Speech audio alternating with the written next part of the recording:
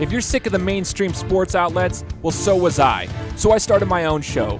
I'm Shane Larson, and this is the Game Time Guru. It's different than other talk shows. I'm providing a panoramic view on sports so you can see them through a different lens. So buckle up, and let's go. What's up, everybody? Welcome out to episode 102 of the Game Time Guru podcast. I'm your host, Shane Larson, and it is March Madness coming at us right now. We are into day 2 of March Madness, starting it up in college basketball, and that's what we're talking about today. I'm excited to be with you. I really apologize. I had 2 interviews lined up this week. They actually got pushed to next week due to scheduling conflicts, so I'm going to try my very hardest to get them all set up. And hopefully by next week we'll be having a cool interview with a couple different people. Some of the lineups, just so you know, I keep saying that, but I want to give you guys an idea of who I'm trying to contact right now, just so you have an idea. And one of them is a UFC fighter out of Brazil, and I'm trying so hard to line this up with him. I'm in contact with his agent. We've gone back and forth 2 times now, and now it's time for me to be able to try to lock that deal in. I've also got a former Boise State football player I'm trying to get locked in for an interview so you guys can hear about his experience at Boise State as well as what he's doing to prepare for the draft. And I've got a former basketball player that played here in the Valley who then went and played college football, went through the JUCO ranks to the Division I ranks, and then played a little bit more later on at McNeese State. So I'm trying to get a hold of him. So we've got 3 or 4 interviews that we're trying to put together for this podcast, and I promise you I'll get those interviews out. In the meantime, though, I'm not going to stop publishing content, so I appreciate you guys being here with me. So if you're new to the show, welcome aboard. We're happy to have you here with the Game Time Guru. Make sure you hit that subscribe button on whichever platform you're listening to. So if you're like on an iPhone or an iPad right now, go to that podcast app that you're listening to this on, and just click the podcast app and simply click subscribe. It's that easy. That way you can listen to any of the previous interviews I've done. I mean, we've had some amazing interviews on this show in the last 2 years. And you can listen to some of the ones coming forward. It's a passion of mine. I enjoy, sharing my passion with the rest of the world. And make sure you hit that subscribe button. If you're on an Android device, you can do it through Google Play Music, or you can download any kind of app. It's free, like Stitcher, Podcast Addict, TuneIn, CastBox. Pretty much any of those will work just fine for you. So make sure to check those out. And enjoy the show. So today, I told you I'm going to talk about March Madness. March Madness. So it's day 2 of March Madness as this is launching. Getting ready for some good basketball games today. We already had some pretty good ones yesterday. You know what I mean? It was really cool to watch. And those basketball games yesterday, you always get to see the underdogs trying to compete. We had a few blowouts. Some of them were expected. But we had some good games, some really good games. One of the things I love about March Madness, I want to talk about a couple different things today. The first thing is the passion from the players. It's different than any other sporting event. And what I mean by that is, like, you're going to get 110% effort from everybody on the court. Not everybody executes the same way. So, like, not everyone's going to execute 100% and be on their best game, but you're going to get effort. And that's the coolest thing about it. And you see that in collegiate sports anyways, but in March Madness, some of these guys are never going to play again, and they know that. So a lot of the guys from the smaller schools know that they're not going on to play overseas or making it to the league, right? They're done with basketball after this. And what's awesome to watch is how they just play with so much drive and so much passion to, put on a show for their school. And some of them know they probably are outmatched and aren't going to win, but they go out there and they play their hearts out. They leave it all out there, and it's exciting, man. It's just cool to watch them. You lose a little bit of that passion when they get to the next level, because then obviously money's involved and it's a business at that point. And while I love the NBA, I really do, I understand the differences between them, and part of that is the passion and love of the game. I love March Madness, guys. It's exciting. It is so dope. Another thing that I love is you get to see some of these players that are, I guess, on not as well known of teams, and these players that are on these smaller teams are putting on a show. Like these players that are like star players on these smaller teams are putting on a show for the world. It's their opportunity to actually like get the national publicity, and people can see them, right? They can see them play. You might have heard about them and seen them on SportsCenter Top 10 or something, but you don't really watch them and never got to see them play. This is your opportunity to see them play and shine on the next level. And some of them step up, and they really, really do a good job. I mean, it's so fun to watch these underrated players that are on these smaller schools and see how they match up with the true competition. And a lot of them, they step up and they actually compete. And not only do they compete, they control games, and it's fun to watch. It's exciting, guys. Like, March Madness is so exciting. These schools are all competing. And what's also another point I wanted to bring up is the coaching aspect of March Madness. So, like, this type of basketball is almost, it's different than your regular season basketball. And everyone would say, well, no, duh, it's hyped up. It's to the next level because it's March Madness. It's the NCAA Tournament. What I mean, though, is kind of like, how baseball is different in the regular season than it is in the playoffs? It's like that for basketball as well, because it's a different style of play. It's faster.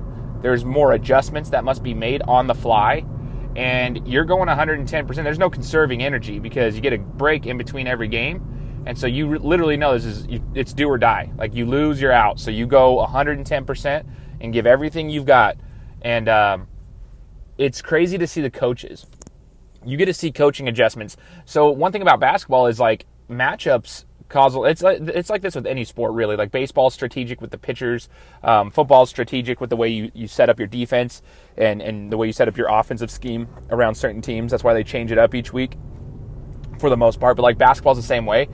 The matchups are everything. So if some team is a lot bigger in size, they're going to try to dominate down low and get the ball near the rim and be physical and just out-muscle the teams, whereas the smaller teams will try to finesse, try to be quick and wear them down with their speed. But when it comes to defense, certain teams that are smaller have to come up with a scheme, otherwise they're just going to get destroyed the entire time. A lot of the smaller schools don't have the bigger athletes. That's why the bigger athletes go to Division I schools that are bigger, right? Like the bigger Division I schools. These smaller athletes go to these smaller Division I schools. And it's cool to see the coaches and the changes they make in the games. Do they switch to a zone defense? Do they do a full court press? Do they try to rattle these guys and get them off their rhythm? Because when a team starts getting in a rhythm, it's a momentum game. Basketball is momentum, and everyone knows how quickly it can derail. And since this is a do-or-die game in the NCAA tournament, coaches make decisions quickly. Like, okay, so they went on a 6-0 run. Okay, change it up, full court press. Or we're changing up our offense. We're going to get it to this guy. We're going to run this set, this set, this set. But it's crazy to see because you'll see that these coaches adjust so quickly, and it's like a very fast-timed chess match. And I encourage you guys to watch the NCAA tournament from a coaching perspective and just watch the coaches and the adjustments. Obviously watch the game, but like see the adjustments the coaches make, and you'll be amazed at how quickly they make those adjustments on the fly to try to match what the other team's doing, because they don't have time to sit there like, okay, if they score 4 more buckets, then we're going to call timeout. They don't have time to do that in the NCAA tournament because it's so quickly it can go downhill that they have to make these adjustments, especially if their team is undersized and undermanned and just like they're not as athletic. It's fun to watch. The coaching aspect is amazing. I love watching coaches, even the smaller schools. Some of these coaches are really, really good. They get their teams hyped up. They get their teams to believe, and you truly get to see the leadership from these coaches and how they, lead these teams that would be quote unquote undersized or undermanned, whatever. The other question I wanted to bring up today to finish off was this, and I want you guys to answer this. So I'm going to post this in an Instagram thread, and I would love for you guys to take a look at it and just kind of help me out with it and see what you guys think. It's a question about, I guess, the game itself. I had a friend of mine who's still one of my really good friends. He's actually my realtor.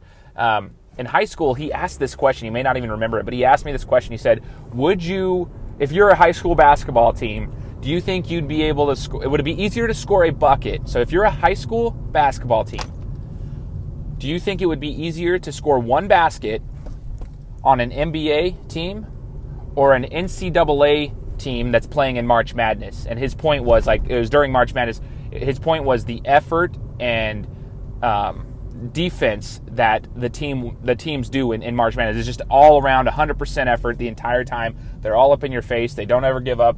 Their hands are on the ball. That kind of topic. So his whole point was, would it be more difficult to score on an NBA team or an NCAA team that's playing in March Madness? And so that's the question I throw out to you guys. I really want to know what the answer is to that, because it's a valid question. I mean, some people would say, well, you're not scoring on any of them because you're a high school team and these guys are at the next level. But I disagree. I think you could score. Anybody who can shoot a basketball could do that. But I don't know. I don't know what would be harder if it would be harder to score on an NBA defense or an NCAA team that's in March Madness. And I want you guys to help me out with that. Let me know what you think, because it's an interesting topic. I want you guys to enjoy this tournament. Watch the basketball games. Watch the passion they play with, the defensive intensity that they play with, and see how intense it truly is. It's amazing.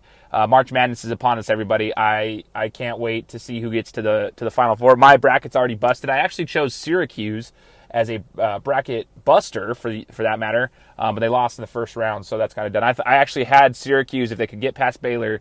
I had them beating Gonzaga just with their zone defense. I had them flustering Gonzaga and forcing Gonzaga to shoot from the outside consistently, and then I had Syracuse losing in the Sweet 16, but I had them, busting everyone's brackets that had Gonzaga, but they lost, so that's done for me. That was kind of my brag, but I still have Duke winning it. I think if you get the all-star play out of one of your 3 freshmen that are studs, you're going to be just fine. And I think Zion's ready to step up to the plate. You can't have a great game every game, but I'll tell you right now, he was very consistent during the ACC tournament.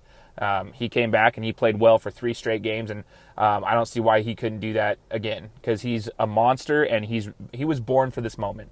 I'm excited. So I'll see if Duke makes it. I actually would love to see North Carolina win it, but we'll see what happens. That's March Madness. It's craziness, guys. NCAA Tournament.